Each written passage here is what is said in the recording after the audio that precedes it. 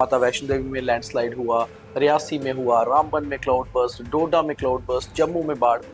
क्या ये सब कुछ सिर्फ नेचुरल डिजास्टर है? थोड़ी बहुत इसमें ह्यूमन सेटलमेंट का भी रोल है क्लाउड बर्स्ट में। कहीं हम डेवलपमेंट के नाम पर जो बेसिक एनवायरनमेंट सेटअप है उसको डिस्टर्ब तो नहीं कर रहे? अप्रैल से लेके अभी अगस्त तक ही करीबन 25-30 घटनाएं ऐसी हो गई हैं और उसमें 8-10 घटनाएं बहुत बड़ी घटनाएं। तो ये कॉमन क्यों होता जा रहा है, ज्यादा क्यों होने लगा? ह्यूमन सेटलमेंट जो है वो बढ़ता जा रहा है, बट अब वो हम पहाड़ की तरफ बढ़ते जा रहे हैं और पहाड़ को कवर करते जा रहे हैं। कि नेचर को थोड़ा सा स्पेस देना चाहिए। इकोलॉजी को अगर हम डिस्टर्ब करेंगे तो सूनर लेटर वो हमें प्रॉब्लम देगी। लैंडस्लाइड भी पहले से बहुत इंसिडेंट बढ़ रहे हैं, लगातार हो रहे हैं, वो क्यों होता है? कि हम रॉक्स को कमजोर कर रहे हैं। कहना है कि जितनी भी लैंडस्लाइड होती है उसके लिए कहीं ना कहीं कोई जिम्मेवार होता है ज्यादातर केसेस में। और जहाँ पे डेवलपमेंट हो रहा है वहाँ पे हम अगर जियोलॉजिकल रिपोर्ट्स को नजरअंदाज करेंगे तो निश्चित रूप से वहाँ पे जिम्मेदारी बन जाती है। तो किस तरह के कदम हमें बहुत जल्द उठाने की जरूरत है ताकि थोड़ा सा तो नेचुरल डिजास्टर्स कम हो? अभी तक मुझे नहीं लगता है कि हम इसको प्रेडिक्ट भी कर पाएंगे। नेचुरल स्लोप जो हाँ, थे जिसमें कि पानी आता था तो वो हम बढ़ते थे। उनकी चौड़ाई कई कई जगह पे 25-25 मीटर थी, फीट थी। आज वो सिकुड़ के 5 फीट के रह गए।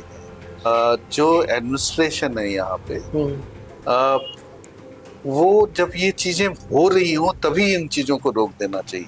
आज हम वो ये कहें कि नहीं जी ये इलीगल कॉलोनीज बनी है या ये इन्होंने इंक्रोच कर लिया है। जब बन रही थी तो प्रशासन कहाँ था? जिस तरह से 2-4-6 महीने में हुआ है, आपको लगता है ये बहुत सीरियस लेने वाली चीजें थी? और अभी भी बहुत देर नहीं हुई है। हर एक डेवलपमेंट प्रोजेक्ट में जियोलॉजी की जो जरूरत है उसको निश्चित रूप से हमें देखना चाहिए।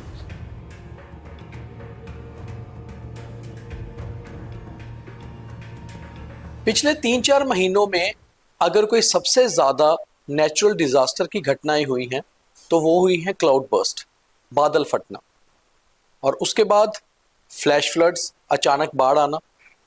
इसके साथ साथ लैंडस्लाइड्स की भी बहुत घटनाएं पहले से बढ़ गई हैं और ये सारे नेचुरल डिजास्टर्स सीधे सीधे मैनकाइंड पर, ह्यूमंस पर बहुत अफेक्ट कर रहे हैं। बहुत सारी मौतें, बहुत सारे चीज़ों का डिस्टर्ब होना, बैलेंस बिगड़ना और बहुत सारा नुकसान होना।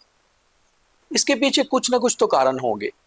हम सब कुछ नेचर पर तो नहीं छोड़ सकते, कुछ ना कुछ ह्यूमन मैन हमारी खुद की गलतियां भी हो सकती हैं। इस हफ्ते का स्ट्रेट ड्राइव हम इसी पर कर रहे हैं और स्ट्रेट ड्राइव में हम हर बार किसी न किसी टॉपिक पर किसी पर्सनैलिटी से सीधी बातचीत करते हैं। और इस बार क्योंकि टॉपिक भी ऐसा है जिस पे वैसे ही एक्सपर्ट चाहिए, तो हमारे साथ हैं जम्मू यूनिवर्सिटी के एक सीनियर प्रोफेसर पंकज श्रीवास्तव, जो डायरेक्टर हैं डिस्टेंस एजुकेशन के, और साथ ही साथ जियोलॉजी एंड माइनिंग के उनका सब्जेक्ट है, उनके एक्सपर्ट हैं। बहुत सारा काम जम्मू कश्मीर में जियोलॉजी पर कर चुके हैं, तो ये सब्जेक्ट भी ऐसा है जो जियोलॉजी से जुड़ा हुआ है और ख़ास तौर पे हमारे व्यूअर्स के लिए बहुत कुछ सीखने को होगा। इसलिए साथ ही साथ इस प्रोग्राम को शेयर भी करते जाइए और लाइक फॉलो नहीं किया हमारे चैनल को तो कर लीजिए। प्रोफेसर साहब, 14 अगस्त को किश्तवाड़ में एक क्लाउड बर्स्ट होता है, बहुत सारे लोग मारे जाते हैं। उसके बाद जैसे जैसे अगस्त आगे बढ़ता है घटनाएं बढ़ने लगती हैं और मौसम का हाई अलर्ट आ जाता है, ख़राब मौसम होगा। और फिर अगस्त के इस आखिरी हफ्ते में जो हुआ वो हम सब ने देखा। माता वैष्णो देवी में लैंडस्लाइड हुआ, रियासी में हुआ, रामबन में क्लाउड बर्स्ट, डोडा में क्लाउड बर्स्ट, जम्मू में बाढ़। क्या ये सब कुछ सिर्फ नेचुरल डिजास्टर है, मैन मेड डिजास्टर नहीं है? जो कई चीजें हैं वो तो नेचुरल ही हैं और नेचुरल फिनोमेना तो है ही है, बट जिस तरह से क्लाउड बर्स्ट की घटनाएं बहुत ज़्यादा हो रही है और उनकी फ्रिक्वेंसी बढ़ गई है, और फ्रिक्वेंसी भी इस तरह की कि लोअर लेवल पे भी क्लाउड बर्स्ट होने लगे हैं। पीछे जैसे कठुआ रीजन में हुआ क्लाउड बर्स्ट, तो इसके पीछे निश्चित रूप से जो हमारा सेटलमेंट है, ह्यूमन सेटलमेंट, वो कितना ज़्यादा हो रहा है और उसकी वजह से क्या एयर मॉइस्चर जो है वो बहुत तेज़ी से जा रहे हैं, ऊपर की ओर जा रहे हैं और उसकी वजह से इस तरह से क्लाउड्स बन रहे हैं और बर्स्ट कर रहे हैं। तो ये चीज़ें थोड़ी बहुत इसमें ह्यूमन सेटलमेंट का भी रोल है क्लाउड बर्स्ट में। कहाँ गलती है इंसान की, हमारी टेक्नोलॉजी को हम इतना ज़्यादा, आज की डेट है टेक्नोलॉजी का ईरा है, हर चीज़ हम टेक्नोलॉजी के साथ जोड़ रहे हैं, कहीं हम डेवलपमेंट के नाम पर जो बेसिक एनवायरनमेंट सेटअप है उसको डिस्टर्ब तो नहीं कर रहे या कर चुके हैं?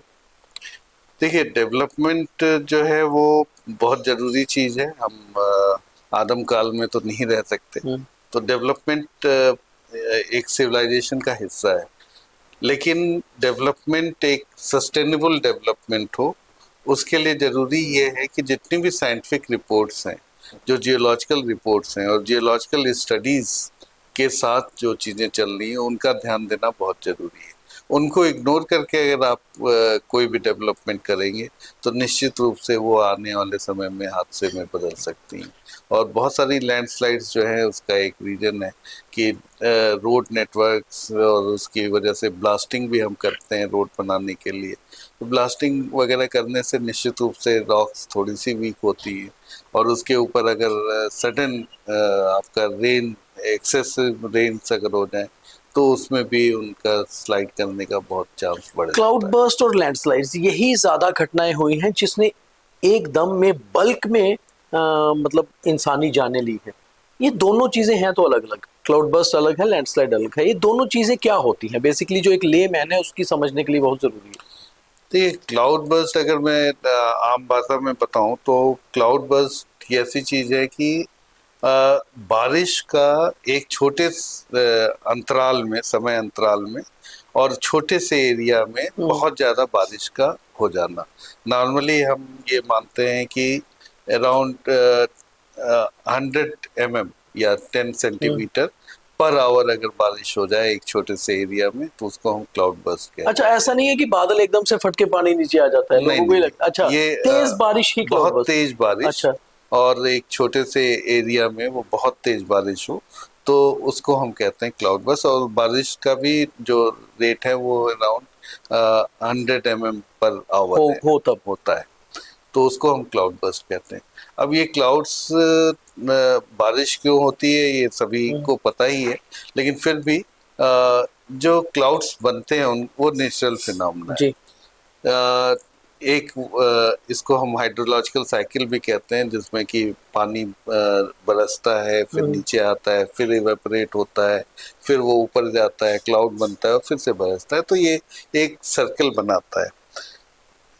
लेकिन जो ये क्लाउड बर्स्ट की घटनाएं हैं उसमें क्या होता है कि नॉर्मली ये माउंटेनियस रीजन में ही होती है, और माउंटेनियस रीजन का एक है कि टोपोग्राफिकल जो एस्पेक्ट्स हैं उसके, जैसे टेरेन है, माउंटेनियस टेरेन है, तो गर्म हवा और अगर वो ठंडी मॉइस्चर, मॉइस्चर के साथ ह्यूमिडिटी है जिसको हम कहते तो हैं। वो वार्म एयर सडन राइज करेगी, क्योंकि पहाड़ से टकराएगी और फिर ऊपर की ओर जाएगी, तो ऊपर जाती है, ऊपर आपका ठंडी हवा हवा। का लेयर रहता है, तो वो कंडेंस हो जाती है, और कंडेंस होके बहुत तेजी से अगर कंडेंस हो रही है, वहाँ पे कंडेंसेशन तेजी से हो रहा है, तो क्लाउड एक लोअर लेवल पे बनता है, और वो फिर कंडेंसेशन अगर ज्यादा हो जाए तो वॉल्यूम बढ़ जाता है, उसका वेट बढ़ जाता है, और then it comes down. Okay. तो ये एक प्रोसेस है जिसमें कि क्लाउड्स बनना और किस तरह से बरसना है।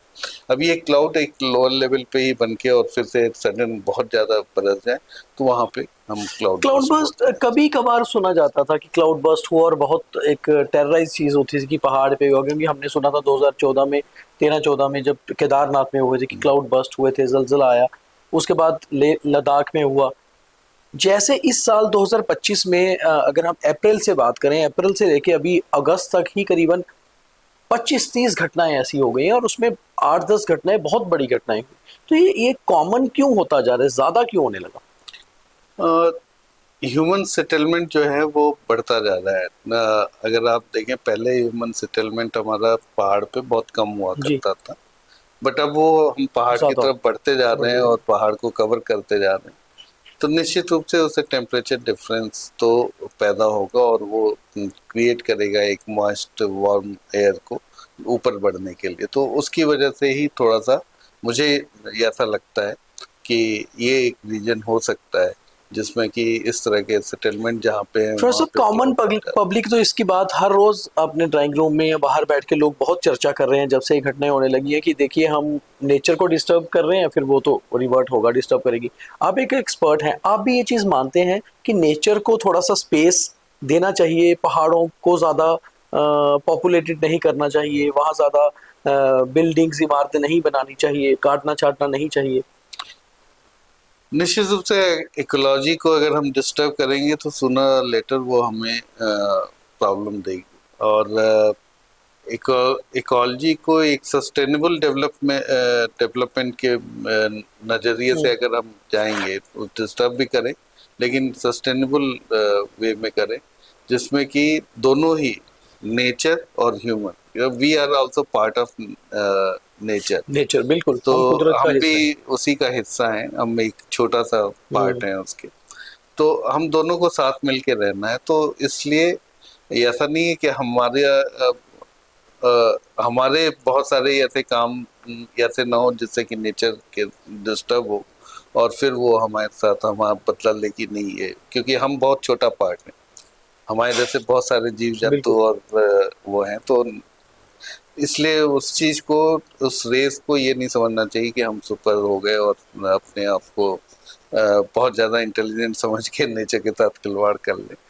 लेकिन ये निश्चित रूप से मैं कहूँगा कि हाँ, डेवलपमेंट, नेचर का साथ साथ रहना और डेवलपमेंट और ह्यूमन रेस, ये तीनों को एक साथ रहने की जरूरत है, एक दूसरे को समझने की जरूरत है। एक बहुत इम्पॉर्टेंट लैंडस्लाइड जो आपके जियोलॉजी माइनिंग आपके सब्जेक्ट से ज़्यादा जुड़ती हुई चीज़ है, क्लाउड बर्स्ट से।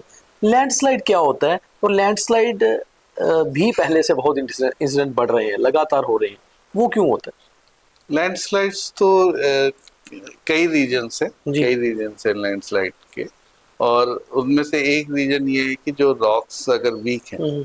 या रॉक्स के बीच में क्ले पार्टिकल्स हैं, तो आप ये देखते होंगे कि जब बारिश होती है, बारिश जब रुक जाती है उसके बाद फिर धूप अगर आती है तो फिर वो स्लाइड ज़्यादा होने खतरा का हो जाता ज्यादा है जी। खतरा हो जाता है। तो उसके पीछे रीजन ये है कि जो रॉक्स के बीच में क्ले लेयर्स होती हैं वो भीगती हैं तो वो फूलती हैं, ठीक है, फूलती हैं तो अपना स्पेस बनाती हैं।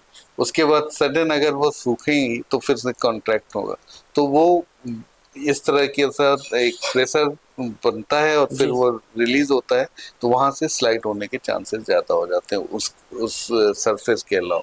तो एक तो ये रीजन है जिसमें कि वो नेचुरल रीजन। दूसरा रीजन ये है कि हम अगर रॉक्स को, ये तो हो गया जो बिल्कुल। नेचुरल वे में हाँ, वो जो नेचुरल कमजोर वे हो है रही है, लैंडस्लाइड का जी। ठीक है, वो नेचुरल वे में कमजोर हो रही है। दूसरा ये है कि हम रॉक्स को कमजोर कर दें। वो तो कैसे?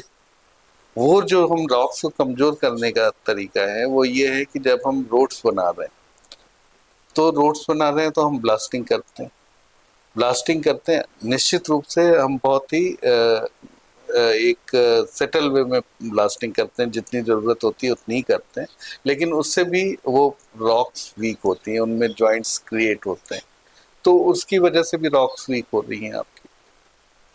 देन जो जियोलॉजिकल एक रिपोर्ट है उसके हिसाब से अगर रास्ता हो सकता है थोड़ा सा लंबा हो जाए, 3 किलोमीटर ज्यादा हो जाए, 4 किलोमीटर ज्यादा हो जाए, लेकिन वो जियोलॉजी ये देख के सजेस्ट करती है कि रोड का अलाइनमेंट क्या होना चाहिए, वो रॉक्स के स्थिति को देख के कि जी। किस तरह की रॉक है, क्या कोई फॉल्ट लाइन तो नहीं जा रही है, क्या कोई ज्वाइंट बहुत ज्यादा तो नहीं है, उनका स्लोप किस तरह का है, टिप किस तरह का है, ये सारी चीजें देख के इंजीनियरिंग प्रॉपर्टी को देख के रिपोर्ट एक बनाते हैं जियोलॉजिस्ट। तो अगर उसको आप नजरअंदाज करेंगे तो निश्चित रूप से बढ़ जाएगा लैंडस्लाइड का। आपको लगता है नजरअंदाज होता है वैसे बहुत सारे केसेस में ऐसी चीजें? बिल्कुल होती होता है। बिल्कुल होती, क्योंकि सिविल इंजीनियर ये देखता है कि मेरा किस तरीके से अलाइनमेंट एकदम स्ट्रेट रहे तो मुझे बेनिफिट होगा।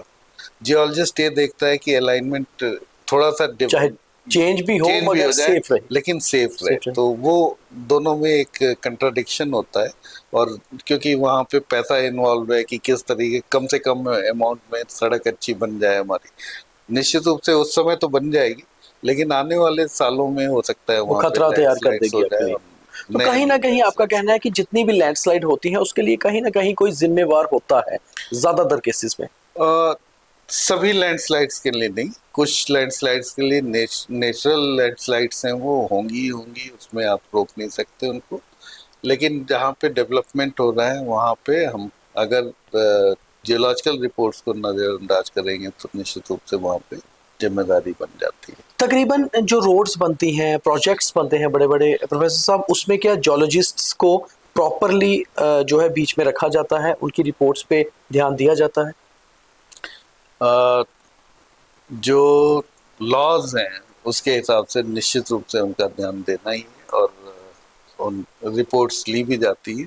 अगर वो रिपोर्ट्स में जियोलॉजिस्ट की कुछ गलती होगी तो भी एक ये प्रॉब्लम हो सकती है, या जियोलॉजी की रिपोर्ट को नज़रअंदाज कर दिया गया तब भी प्रॉब्लम हो सकती अब बात करते हैं थोड़ी सी माइनिंग की। जियोलॉजी एंड माइनिंग आपका सब्जेक्ट है। माइनिंग जो है ये कितना ज़्यादा रिवर बेड्स को वीक कर रही है, और जो फ्लैश फ्लड्स आ रहे हैं, रिवर्स अचानक से राइज कर रही हैं, क्या माइनिंग का भी इसमें रोल है? है। हमारे यहाँ तो इतना ज़्यादा माइनिंग नहीं है जम्मू कश्मीर में। मुझे और जो थोड़ा बहुत जिसको आप यहाँ माइनिंग बोले, या जो कि रिवर बेड से बजरी निकालना, जी, वो उससे उतना इफेक्ट नहीं नहीं होता। पड़ता है। अच्छा। लेकिन हाँ, जहाँ पे लार्ज स्केल माइनिंग हो रही है वहाँ पे अगर प्लास्टिंग भी होती है, चाहे वो ओपन कास्ट माइन हो चाहे अंडरग्राउंड माइन हो, तो वहाँ पे रॉक्स को वीक पड़ती हैं। लेकिन जम्मू कश्मीर में अभी ऐसा उस लेवल का माइनिंग नहीं का है। कोई वैसा तो इसका नहीं मतलब है, है। जो हम ऐसे कहते हैं बहुत माइनिंग हो रही है, हमारा स्टेट अभी या हमारी यूटी भी बाकी स्टेट से बेटर है। हाँ, यहाँ पे तो इस तरह की कोई भी लार्ज स्केल माइन तो है ही नहीं, इवन स्मॉल स्केल माइंस भी बहुत ज़्यादा नहीं है। तो एज ए जियोलॉजिस्ट आप ये सारी चीज़ों को, जैसे ये जो नेचुरल डिजास्टर्स हो रहे हैं, आने वाले समय में ऐसी चीज़ें बढ़ेंगी, और अगर बढ़ेंगी तो किस तरह के कदम हमें बहुत जल्द उठाने की ज़रूरत है ताकि थोड़ा सा तो नेचुरल डिजास्टर्स कम हो? अ, देखिए, जहाँ पे अब ये क्लाउड बर्स्ट की अगर हम बात करें तो क्लाउड बर्स्ट तो निश्चित रूप से जिस तरह से अभी फ्रिक्वेंसी बढ़ गई है, तो उसके लिए हमें ज़रूर देखना पड़ेगा कि हम जी, क्या स्टेप उठा सकते हैं, जिससे कि, क्योंकि अभी तक मुझे नहीं लगता है कि हम इसको प्रेडिक्ट भी कर पाएंगे बिल्कुल कि नहीं। यहाँ पे क्लाउड बर्स्ट हो पाएगा, हो रहा है या सिर्फ नहीं एक हो रहा है। मौसम का अलर्ट देते हैं बस बस। वही मौसम का अलर्ट ही रहता है। तो थोड़ा बहुत हम मैं तो यही सजेस्ट करूँगा, क्लाउड बर्स्ट में क्या होता है, पानी बहुत तेजी से बरस रहा है, पानी एक नेचुरल स्लोप जो है उसको फॉलो करेगा। तो मेरा अपना मानना ये है कि हम नेचुरल स्लोप को डिस्टर्ब ना करें, तो हम काफ़ी हद तक अपनी जान बचा सकते हैं। अ, आप अगर देखेंगे, जम्मू में ही देखें, जितने, अगर चूंकि मैं भी यहाँ पे पिछले 30 सालों से हूँ, जी। तो जिस तरह का डेवलपमेंट हुआ है, जो नाले थे हमारे, नेचुरल स्लोप जो हाँ, थे स्लोप्स जो जिसमें थे कि पानी पानी जाने आता के। था तो वो हम हाँ, बढ़ते थे, उनकी चौड़ाई कई कई जगह पे 25-25 फीट थी। मीटर थी, थी। फीट थी। हाँ, आज वो सिकुड़ वो के सिकुड़ के, हाँ, 5 फीट के बिल्कुल रह गए। अब ये जो बीच के 20 फीट हैं उसको हमने कवर कर लिया, अपने एनक्रोच हो गए। सेटलमेंट हाँ, बना लिया, अपने घर बना लिया। तवी रिवर में अभी आपने देखा, चाहे वो गुज्जर नगर हो चाहे ये राजीव नगर हो, बिल्कुल बिल्कुल।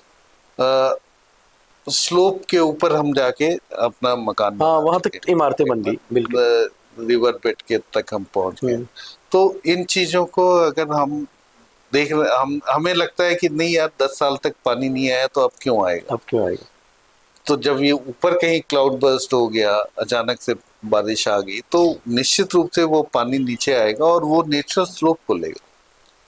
तो फिर वो स्लोप को जब वो अपना, क्योंकि रिवर है वो अपना रास्ता तो बनाएगी, पानी अपना रास्ता देखेगा, वो जो देखेगा, स्लोप है। बिल्कुल। तो जब हम वहां पे घेर लेंगे तो निश्चित रूप से हमें ही नुकसान हो। तो इन सब चीजों को मुझे लगता है कि जो एडमिनिस्ट्रेशन है यहाँ पे, अ, वो जब ये चीजें हो रही हो तभी इन चीजों को रोक देना चाहिए। बिल्कुल। आज हम वो ये कहें कि नहीं जी ये इलीगल कॉलोनीज बनी है या ये इन्होंने इंक्रोच कर लिया तब है, जब बन रही थी तो तो प्रशासन कहाँ था? जब बन रही थी तो उस समय क्यों उस नहीं समय रोका गया? जी। आज तो हमने पक्के मकान बना लिए वहां पे। तो इन चीजों को अगर हम समय रहते अगर रोक पाए तो बहुत सारे जीवन को हम बचा पाएंगे प्रॉपर्टीज तो को। सर 1-2 साल पहले तक जब इंडिया में या खास तौर पे हम ये कहें कि नॉर्थ इंडियन की ये जो हिली स्टेट्स हैं, जे-एंड-के है, हिमाचल है, उत्तराखंड है, फिर ये आगे नॉर्थ ईस्ट, यहाँ पर 1-2 साल पहले तक जब ज़्यादा डिजास्टर नहीं होते थे तो बहुत हमारी सरकारें और हमारी अथॉरिटीज़ जॉलजियन माइनिंग डिपार्टमेंट को, जोलॉजिस्ट्स को, एनवायरमेंटलिस्ट्स को सीरियसली नहीं लेते थे। मतलब मौसम नॉर्मल चीज़ है, इवन मौसम का अलर्ट भी आता था तो नॉर्मली लिया जाता था। बट जिस तरह से 2-4-6 महीने में हुआ है, आपको लगता है ये बहुत सीरियस लेने वाली चीज़ें थी जिसको बहुत इग्नोर कर दिया गया? शायद बहुत जानें बचाई जा सकती थी अगर इनको सीरियसली लिया होता। निश्चित रूप से इसमें तो कोई शक नहीं है कि जो साइंटिस्ट हैं जो उस फील्ड में काम कर रहे हैं, अगर वो कुछ कहते हैं अपने रिसर्च के बेसिस पे ही कहते हैं, तो सूनर लेटर वो चीज़ें आती भी हैं कि यार जो उन्होंने 10 साल पहले कहा था वो आज के डेट में सही हो। तो उन चीज़ों को थोड़ा सा ध्यान से देखने की ज़रूरत निश्चित रूप से, और अभी भी बहुत देर नहीं हुई है। हर एक डेवलपमेंट प्रोजेक्ट में जियोलॉजी की जो ज़रूरत है उसको निश्चित रूप से हमें देखना चाहिए, जागरूक करना चाहिए नागरिकों को कि भाई यहाँ पे ये प्रॉब्लम है, यहाँ पे जो एरिया है ये नेचुरल स्लोप में पड़ता है, आप इस पे मकान नहीं बनाइए, ये लैंडस्लाइड डेब्रिस है इस पे मकान नहीं बनाइए। नहीं तो क्या होगा, जैसे आपने देखा उत्तराखंड में कुछ दिनों पहले पूरा का पूरा शहर ही धंस गया। तो वो धंसा किस लिए? क्योंकि वो किसी बहुत पुरानी लैंडस्लाइड थी, उसकी डेब्रिस थी, उसके ऊपर लोगों ने मकान बनाया। जब मकान बना लिया, अपना पानी उसमें छोड़ा, अपना वो छोड़ा, तो डेब्रिस है तो वो खिसक गई, बैठने लगा।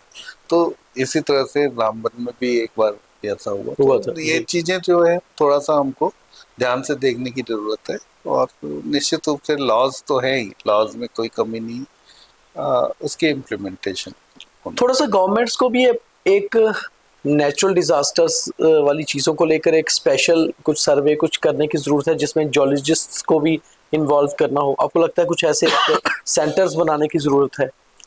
देखिए, इंडिया में जब वो सुनामी एक आई थी तो उसके बाद से जिस तरह से डिजास्टर पे काम हुआ है, बहुत ही अच्छा काम हुआ। निश्चित रूप से बहुत सारी चीज़ें ऐसी हुई हैं जिनको कि हम काबिल तारीफ कह सकते हैं। NDRF बनी, SDRF बनी, फिर डिस्ट्रिक्ट लेवल पे भी वो चीज़ें चली गई, तुरंत ही आपको मदद पहुंच जाती है कोई भी हो। अभी जैसे तवी में बाढ़ आई तो SDRF ने बहुत एक्टिवली काम किया, और बहुत ही तारीफ के वाली बात है ये कि जिस तरह से वो कर, साल भर उनकी एक्सरसाइज भी चलती रहती है, लोग उनको बताते भी रहते हैं। तो मुझे लगता है कि हम एक अच्छे सोच के साथ बढ़ रहे हैं। ऐसी बात नहीं कि हमारे पास नहीं है वो सोच है, और निश्चित रूप से मुझे लगता है आने वाले समय में इन चीज़ों के ऊपर और काम होगा, जहाँ पे कि इस तरह की जो त्रासदी है उसको बचाया जा सकता है। आपका विभाग, आपका डिपार्टमेंट जम्मू यूनिवर्सिटी में अपने लेवल पे इन चीज़ों पर काम करते रहते हैं? कभी कोई रिपोर्ट गवर्नमेंट को देते हैं इस बारे में? निश्चित रूप से अगर आप देखेंगे इस समय स्टेट के जितने भी कमेटीज हैं, चाहे वो लैंडस्लाइड की कमेटी है, चाहे वो इसकी डिजास्टर के लिए कमेटीज बनी है, उसमें हमारे डिपार्टमेंट के प्रोफेसर्स भाग लेते हैं और अपने व्यूज देते हैं, और खुद भी रिसर्च बहुत चल रही है हमारे यहाँ। साइंस ये सिस्मोलॉजी के ऊपर रिसर्च, अर्थक्वेक के ऊपर रिसर्च चल रही है। हमारे यहाँ डिजास्टर का एक अलग से सेल है, सेंटर बनाया हुआ है, सेंटर फॉर डिजास्टर मैनेजमेंट, उस पर भी हम काम करते रहते हैं। लैंडस्लाइड्स पे हम काम कर रहे हैं। तो हमारा डिपार्टमेंट इन चीज़ों में लगा हुआ है, जिनमें कि हम रिपोर्ट्स, रिसर्च सारा कुछ करके गवर्नमेंट को भी हेल्प कर रहे हैं, और अपनी जो रिसर्च है वो तो कर ही रहे हैं। धन्यवाद sir, thank you very much. Thank you. तो जम्मू कश्मीर हो, हिमाचल हो, उत्तराखंड हो, जिस तरह से लगातार नेचुरल डिजास्टर्स हो रहे हैं, उन सबके लिए कहीं ना कहीं सिर्फ नेचर जिम्मेवार नहीं है, नेचर को डिस्टर्ब करने में हम खुद भी जिम्मेवार हैं। और बहुत ज़रूरी है सरकारों को अलर्ट हो जाना और जनता को भी अलर्ट करना, क्योंकि बहुत सारे जो नेचुरल डिज़ास्टर होते हैं उसके पीछे कारण हम भी होते हैं। अगर आपने ये पूरा इंटरव्यू सुना होगा तो आप ये समझ गए होंगे, और इसे शेयर भी ज़रूर करिए। बहुत धन्यवाद।